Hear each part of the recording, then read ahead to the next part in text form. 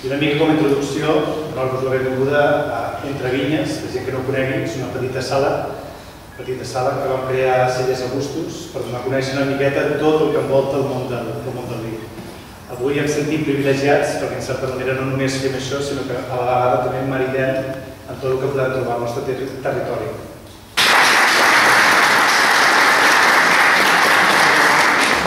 I alguns ja coneixeu Terra i Taula i els que no farem una petita explicació.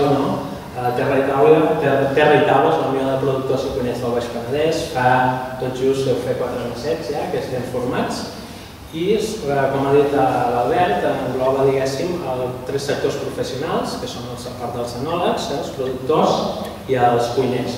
Llavors, professionalment, aportem al col·lectiu la nostra professió, els nostres coneixements, el nostre ofici per donar a conèixer el producte. I el productor, al revés, a través del seu producte ens donem a conèixer el nostre ofici, que és com a cuiner. Terra i Taula és una unió de persones, no és una unió de restaurants o d'empreses. És molt important perquè és què podem aportar als cuiners amb els productors. Ells ens aporten un producte extraordinari i nosaltres agafem aquest producte i simplement el volem fer gastronòmic. I aquest és l'objectiu de Terra i Taula, és agafar els productes i fer-los gastronòmics i posar-nos molt bé i donar a conèixer les qualitats d'aquesta comunitat. Ja passaré que és un productor i després la marca. Hola, bona nit. Gràcies per venir. Jo parlo com a productor i en veu dels productors. Terra i Taula, com hem dit, és una agrupació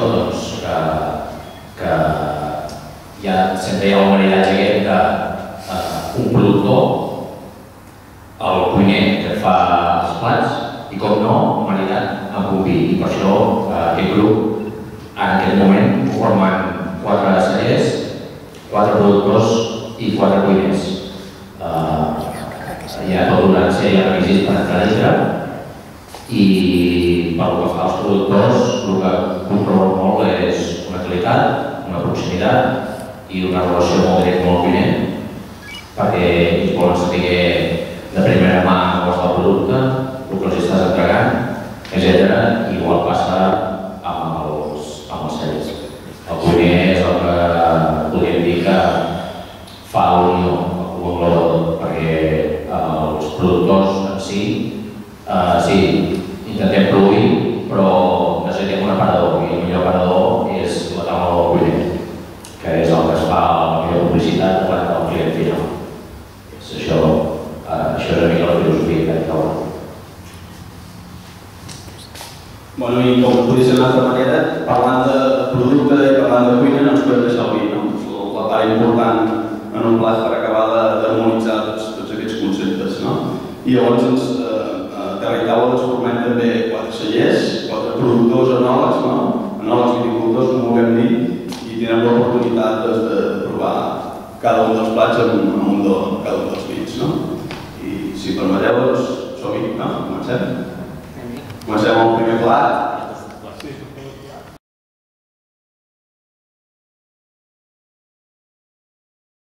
Doncs ho deia, el primer plat, el maridatge del primer plat, comença amb el producte que és l'oli d'oliva. És l'oli d'oliva. Aquest oli és sense filtrat, el que surt del raig, i que l'ha treballat al restaurant del Nom. Però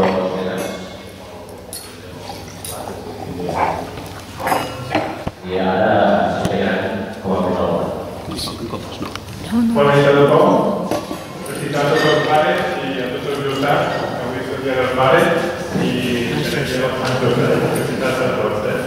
A veure, jo soc Joan de Guillem, de Roman Restaurant, la pensió Lleida és de Calafell, i hem dit que faria una mica de debat col·loqui. Jo sé que al començament costarà, llavors vostès són les 4 copes, després ja parlarem tot. Interessant d'això d'explicar una mica que l'oli d'oliva és molt fàcil o molt complicat de fer un plat, perquè com mirem, l'oli d'oliva a tots els plats fiquem oli d'oliva, com cuinem, i el difícil el repte d'aquí és diferenciar una mica el plat aquest i donar-li de valor a l'oli d'oliva. Anem a explicar el plat, primer que tot, aprofitant que fem maridatge amb aquestes cellers d'Augustus, hem de recordar que tenim un dels millors vinagres, jo diria, del món, aquí amb aquest celler. I quan a la cuina estem fent un plat, és molt fàcil de, quan fem un guisat o un civet, sempre ens diuen, agafeu aquell que és ric per dir, no? Doncs no, és molt important agafar un bon producte per fer un bon vi, fer un bon vinagre o fer un bon guisat. Si fem un flambejat més gambes amb brandy, si fiquem un bon brandy, sortirà molt millor que ficar un brandy d'aquests que hi ha al mercat. I per això diferenciar aquest vinagre, aprofitant l'oli, hem fet el que és un bonito. El bonito d'aquí, tenim aquí davant el mar, un bonito del Mediterrani, i hem fet que és ficar com si fem un bonito quan trobem al mercat, la llama tonyina, hem fet el mateix.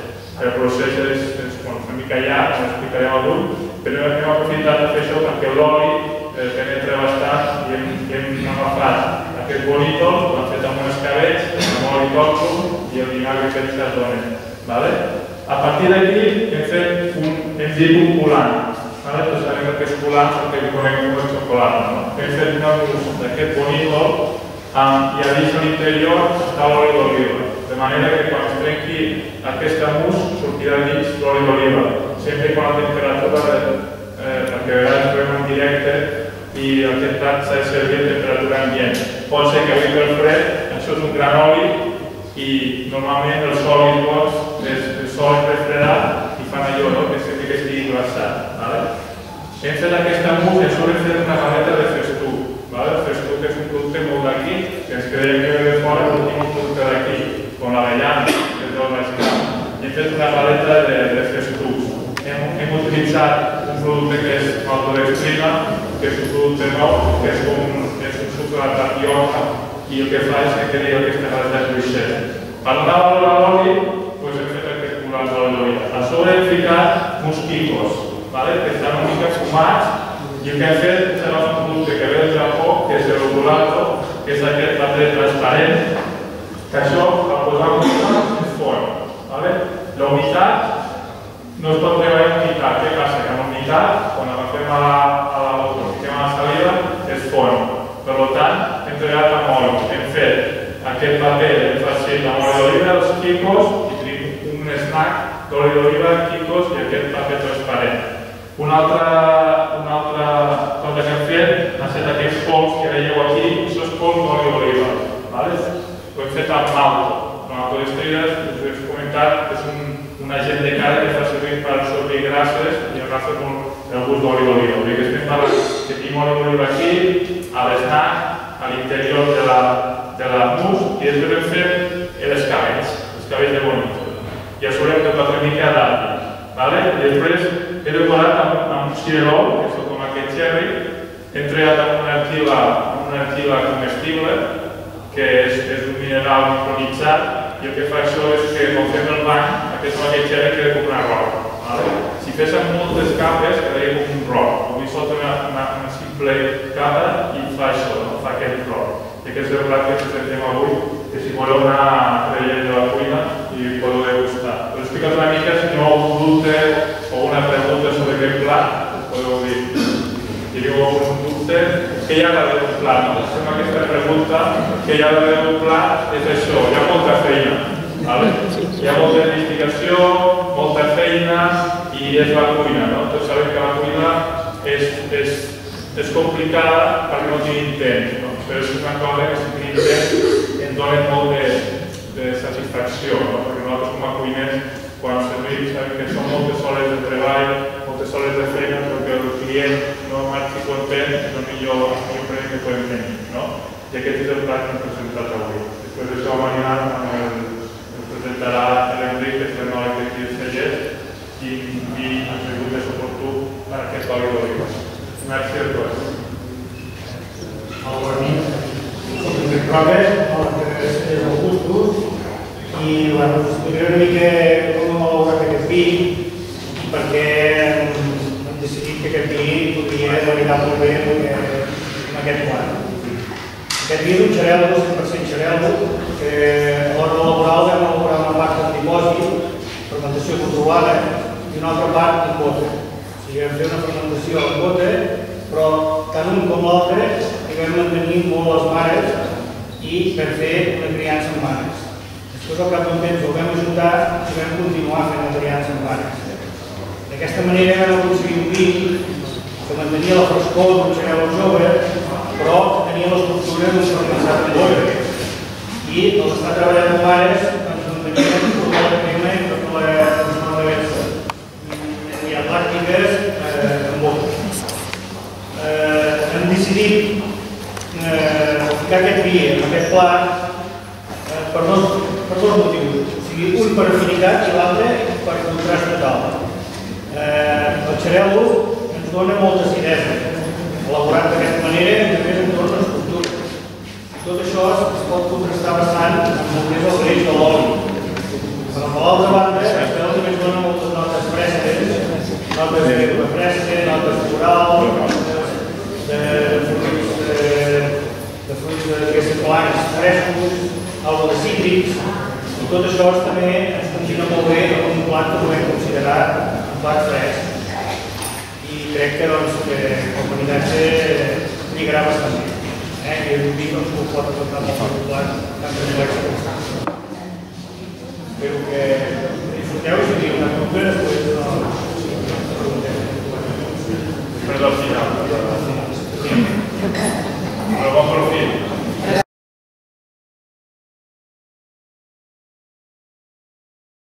Soc Jordi, del restaurant Bosch, i jo us he fet un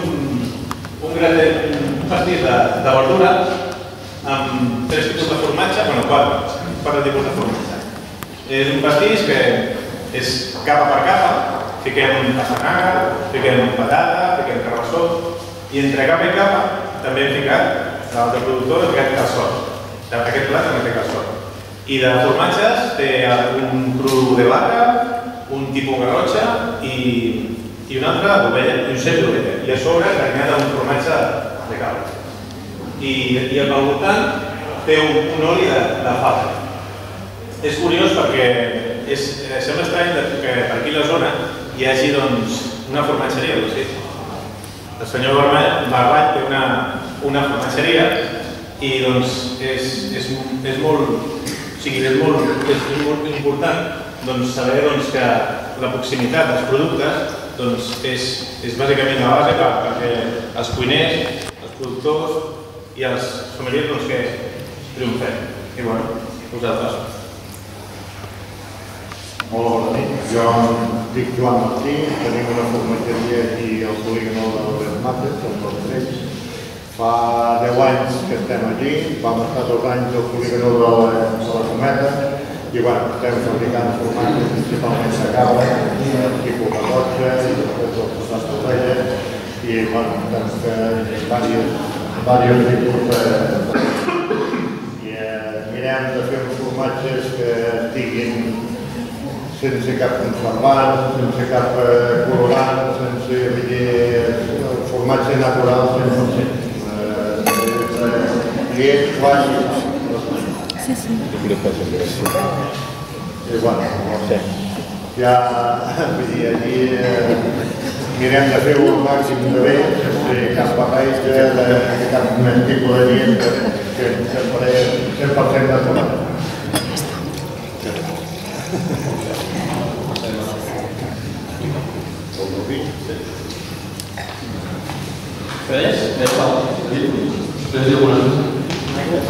Joan, però amb el Joan què ha explicat el Joan? Sabeu la diferència entre el garrotxa i el serrat? Sabeu quan va el litre de llet? Perquè podeu anar als supermercats aquí i veurem uns preus que no poden ser per litre de llet. El Joan, totes junts, ens explicarà la diferència primer entre el serrat i el garrotxa. El serrat és d'ovella i el garrotxa és de cabra. Llavors el preu del litre de llet, el preu del litre de llet de cabra avui està a €1. Llavors vol dir que d'un formatge tipus garrotxa necessita 10 litres de llet per fer 1 quilo de formatge. El cost només de la llet ja val €10. En canvi, quan se troba formatge de cabra que està a 6-7 euros, és impossible que sigui de llet.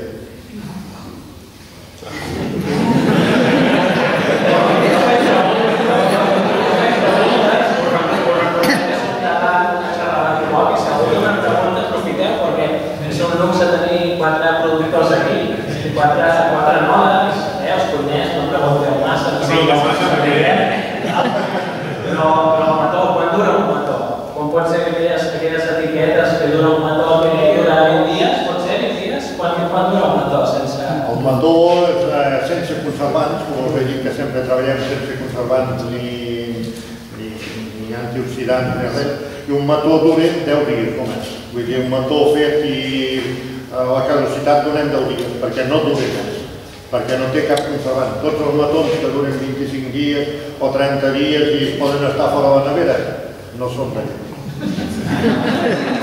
Aquí començarà a sortir És normal que un mató que duri un mes i pot estar fora de la nevera i tot això no té cap bactèria viva. Un mató, un formatge no té bactèries vives. I llavors, vull dir, és la diferència que hi ha d'un producte natural o d'un producte industrial. El que passa que tenim el problema que al tenir la caducitat curta perquè és natural i no porta conservants, que la gent no el valora perquè se'ls fa molt bé aviat, doncs és una cosa que és més problemàtica. T'has de menjar la Aquest senyor aquí, l'experiència que té, la quantitat de formatges que fa, com aquest tendre que surt aquí, que són impressionants. Proveu-los perquè descobrireu que quan parleu amb ell teniu l'oportunitat de visitar-lo allí a dalt. Ben aviat farem les jornades del formatge, intentarem fer unes portes obertes a la seva formatgeria perquè tothom aclareixi els dubtes, però que realment veureu que amb un tendre hi ha una maduració menor, com surten aquells sabors, amb un depurat. Vull dir, tots els secrets que té un formatge, que són molts, que a vegades fan aquests que comentava ell, del litre de la llet, però també em sona, no sé si és així, que aquests formatges industrials tenen tots 2 o 3 sabors, perquè la bactèria que fiquen potser no ser natural. Doncs tots tenen el mateix gust, pots comprar marca X, marca M i marca O, que al final només poden haver 2 gustos, però que l'industrial només utilitza 2 tipus d'ingredient. Ja l'únic que tenim el problema també és perquè l'època de la primavera la llet ens ve més groga perquè el bestiar menja més herba i llavors ens canvia el gust i ens canvia el color. I a l'època de l'hivern que hem de menjar més sec, que hem de menjar estabulat, la llet surt més blanca però i amb un altre sabor. Vull dir, sempre tenim els problemes que cada any ens varien els sabors i els colors 2 vegades l'any. Vull dir, una època és més groga amb un sabor i a l'hivern una època que és més blanca i amb un altre sabor. Els productors són com els primers cuiners, no? Nosaltres ens arriba el producte, però és cert, no? Que ja l'han elaborat i depèn de com l'elaboren, no? Com decideixen tractar, igual que el vi, suposo. Com decideixes triar quina via vas? Jo a vegades, quan cuino, doncs a vegades, per exemple, quan estava fent la gelatina aquest, doncs poca sal i eficaç, perquè amb la varietat que em va ficar de formatges, doncs vaig experimentar, vaig provar i, hòstia, doncs hi fico menys sal, de sal, o sigui, en té poquíssima, perquè ja la sal li ha donat els 3 tipus de formatge que ell m'ha ofert i ha fet amb tot el carinyo del món, com jo he fet també a la biblioteca. I per acabar, això voldríem que fos una mica de debat, perquè suposo que com que anem pel primer vi encara no estem molt animats. Podeu preguntar, tothom que començarà aquí. Jo per acabar vull explicar una mica del vi. El que provarem és una mica del celler Ciclus, del massís del Nastre. El que provarem és un xarel vermell. Si teniu l'oportunitat de provar aquesta varietat, es tracta genèticament idèntic al xarel blanc, estem acostumats més per la zona. El que passa és que aquesta varietat té una petita mutació a la pell fa molts anys, que es deia que el raïm que estava més exposat a la part de la platja, la part que nosaltres diem cartoixà marí, a la zona de Tarragona, perquè el cartoixà, que estava més al mar, es tornava vermell. I més torna vermell quan li toca el sol. Si deixem els raïms tapats a través de les fulles, trobaríem un xarel que és blanc.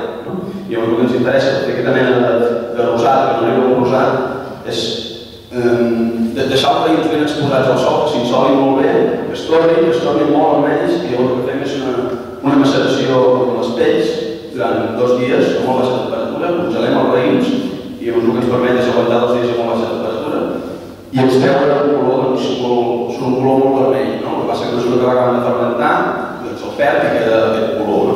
I hem buscat el cérvol vermell per aquest plat, doncs el cérvol té una part més vegetal, si anem a veure les verdures que ens ha posat el Jordi, i amb el formatge a la part necessitem una part de l'acidesa, no? Que ens donarà aquest vi al greix del formatge, no? I ara ja si us saben hem servit.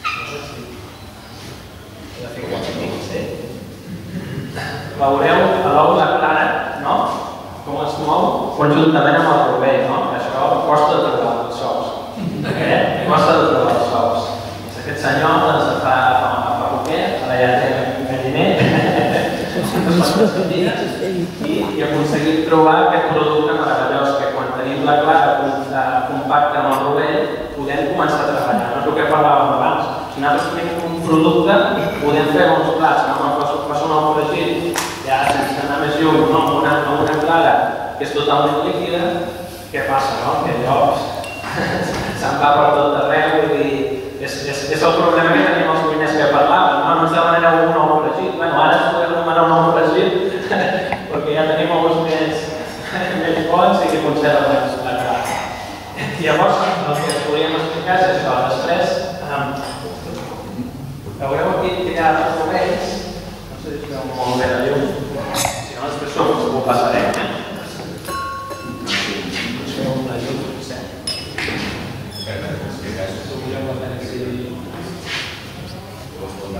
No, si no ho bé, bueno, si no s'ho passarem.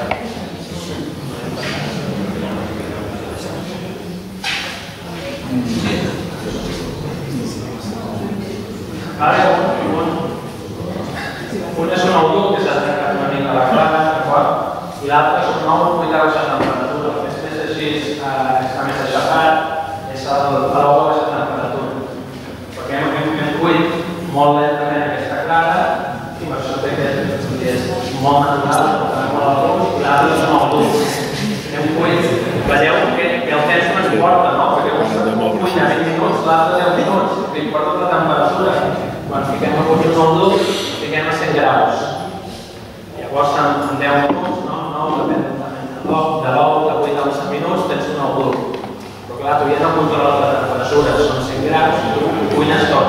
I si a més et passes de temps, aquella olor a ou podrit, que és, si no m'equivoco, el ferro que porta el rovell, que diguéssim de tanta cocció comença a desvendre aquesta mala olor.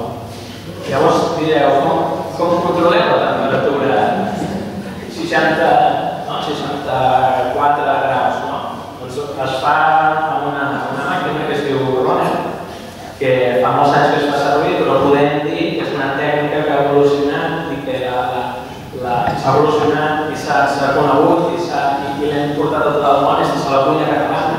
Perquè a vegades parlem de cuina catalana tradicional, però a mi m'agrada reivindicar la cuina catalana moderna. Senyors del celler de Can Roc, en aquest cas, que és el que ha desenvolupat totes aquestes tècniques, doncs són cuina catalana. Són cuina catalana moderna, però ens fiquen al món i que a través del món coneixen la cuina tradicional, però al final veureu que hi ha sobrassada, que també serà la tradicional.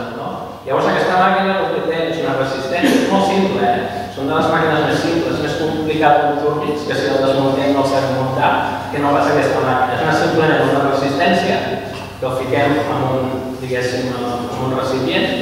Aquesta resistència calenta l'aigua, té com una mena de ventilador que mou l'aigua, perquè d'aquesta forma tenim sempre la mateixa temperatura a totes les parts del recipient.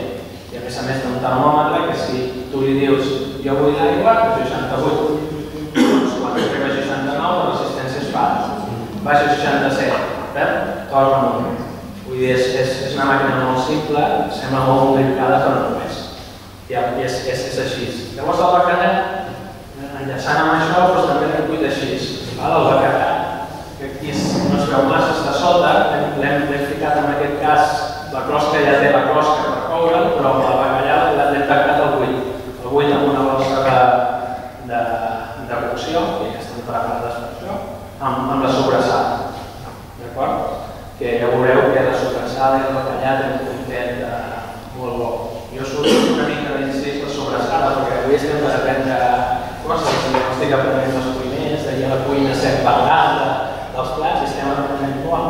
Llavors, se sent bé? Sí. Aquí hi ha una sobrassada, que és la mateixa sobrassada, el mateix productor, és una sobrassada artesana de Sesilles, de Mallorca. Llavors, però és la mateixa, Passa que hi ha 8 tipus de sobrassades. Primer, hi ha el tipus que és de porc negre, que és l'autòcton de les Illes, i hi ha el porc, diguéssim, està a les Illes, però no està catalogat com a autòcton. Els dos estan acceptats per sobrassada, això és important. I llavors tenim les sobrassades i llavors hi ha dues formes diferents, però que té el color és diferent ja. Es veu que és el color diferent, no? Llavors els ingredients són bàsicament carn de porc, manca de porc, l'anxulla, que per nosaltres la salada, el pebre bord, que és el pebre roig, i el pebre bo, que és el pebre negre. D'acord? Aquests són els ingredients. I el pebre vermell és una varietat autòctona que estan recuperant ara ja la tenen consolidada, que s'havia mig perdut, que les sobrassades no portaven del tot, diguéssim, l'ingredient bàsic, això és del segle XVI, però l'addicció de pebre vermell no pot ser del segle XVI perquè no havia arribat encara. Llavors és del segle XVIII, que és la sobrassada que coneixem ara, que és la carn picada amb el pebre aquest vermell, que es li diuen pebre bo. I és autòcton. Aquí ja estem amb el que és autòcton i el que no és autòcton. Ara ho considerem autòcton, però la cuina catalana en si, els tomàquets, la samfaina, tot ha vingut gràcies a la riquesa de tot el món, igual que parlem del bacallà. Bacallà és cuina catalana, no és cuina catalana, què és? Sibèria i Islàndia. Estem al bressol del xató, a veure què diem.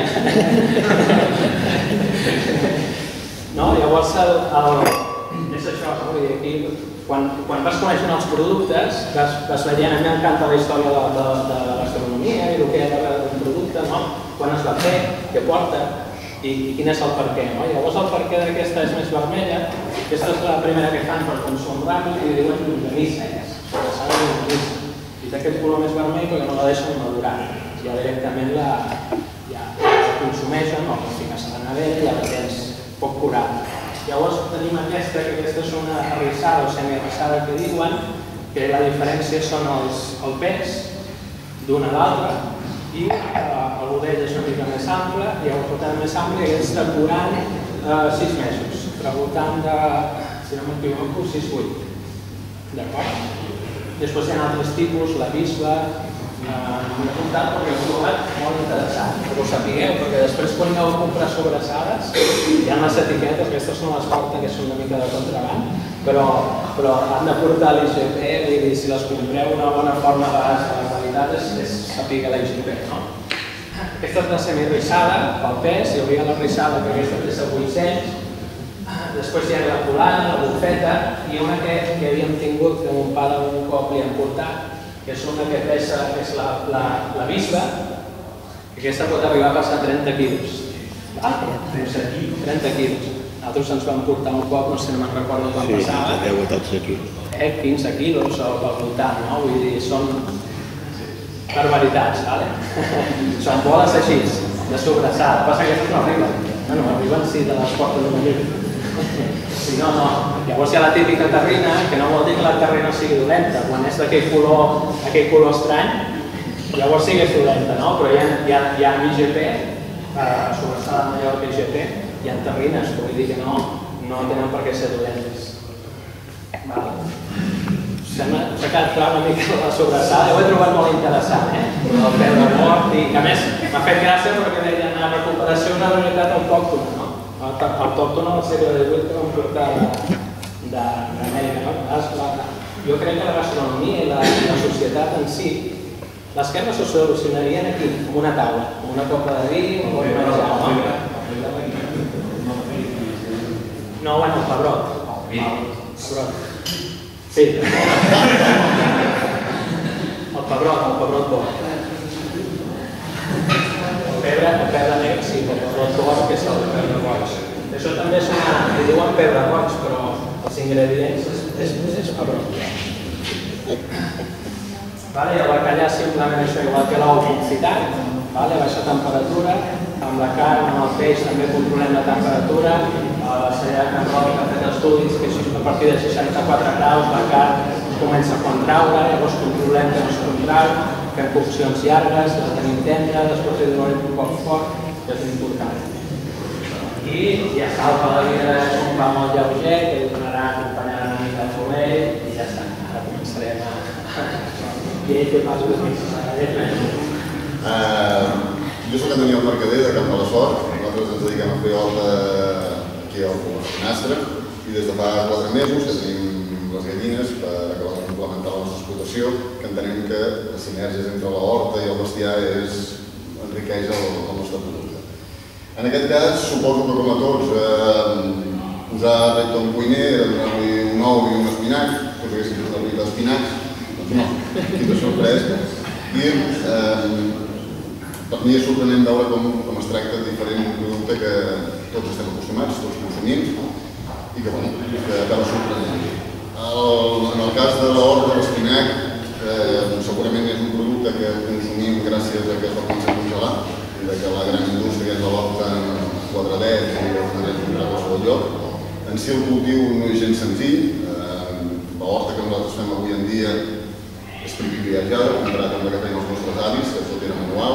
Nosaltres avui en dia tenim unes eines i uns coneixements tècnics que ens permeten anar per davant de les herbes, controlar les malalties, poder prevenir-les.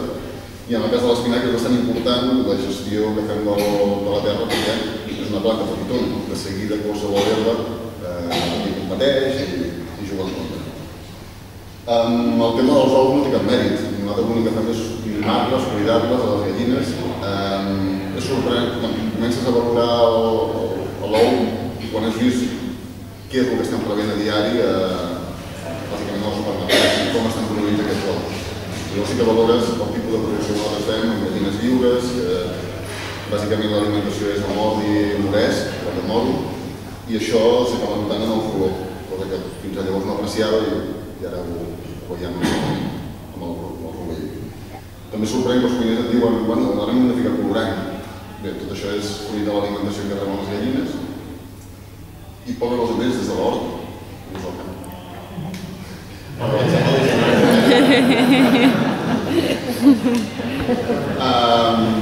El del maridatge.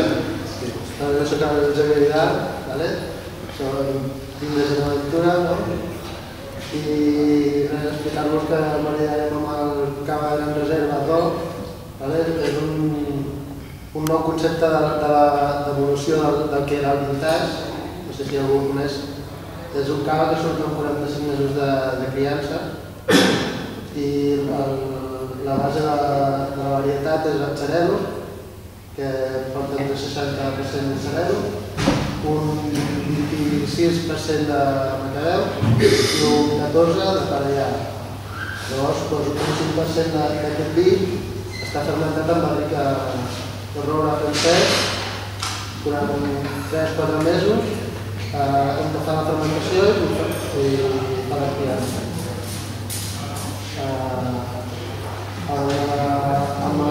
Amb la combinació del plat podem trobar que és el cava, la seva criança, combina molt bé amb la sobrassada, el bacallà.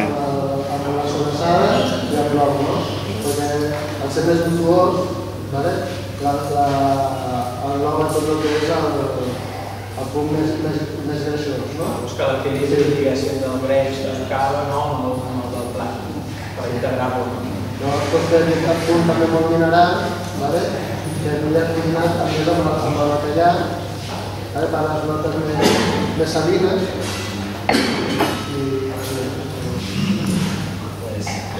Ha de gustar-ho, per anar conjuntament.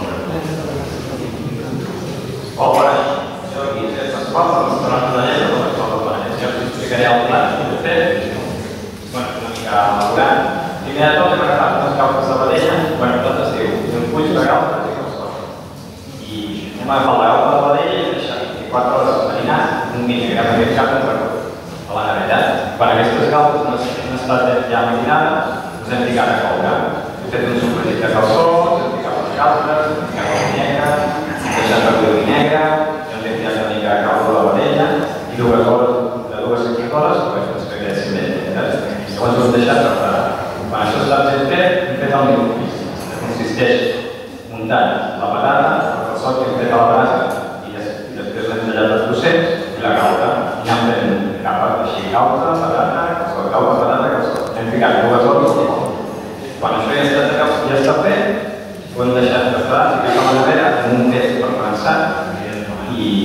que quedés ben prensat. I bueno, llavors ja està. De l'emissió, l'espuma de calçots, que també està feta amb els calçots fets a la brasa, i llavors fem l'espuma. Ja les passarem al productor. Hola, David. Yo soy uno de los compañeros que no soy de aquí, sin embargo, soy muy apasionado de esta tierra. Mi nombre es Máximo, desde el Parque de Creos. Soy fascinado por la fotografía de las variedades autóctonas antiguas de esta zona. Y esta noche maridaremos con este plato un garrut. Garrut es una antigua variedad típica del Tarragonés, de la familia de Monastrell, de las cuales hay noticias por lo menos de 1500 que ya entonces se cultivaba por aquí. Desafortunadamente es una de las muchas variedades que se han ido abandonando durante los años, quizá por la necesidad de producir más kilos que por el carácter económico posiblemente, y también suplantada por la introducción de variedades foráneas. Sin embargo, esta es una variedad que requiere una tierra pedregosa, caliza, poco fértil y que producción de poquísimas cantidades por hectárea, o sea, menos de unos 3.000 kilos hectárea, da un muy buen resultado y creo que expresa muy bien los aromas típicos de esta tierra. A la nariz notaréis algarroba, olivada y unas especies que pueden recordar el monte bajo mediterráneo. Y creo que marinada con un plato que resalta en calzón, pues trabajo a base de carne, porque no deja de ser un vino muy estructurado y bastante potente. Creo que es un maridaje perfecto. Pues gracias.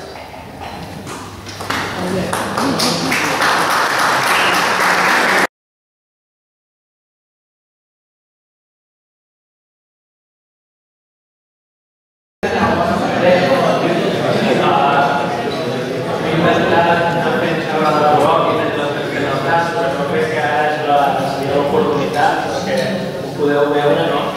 A nivell tots els sectors professionals que hi ha aquí, els 3 sectors, és un bon moment trobareu poques oportunitats per preguntar sobre el producte, sobre cuina, sobre vi. Ara seria el moment, no?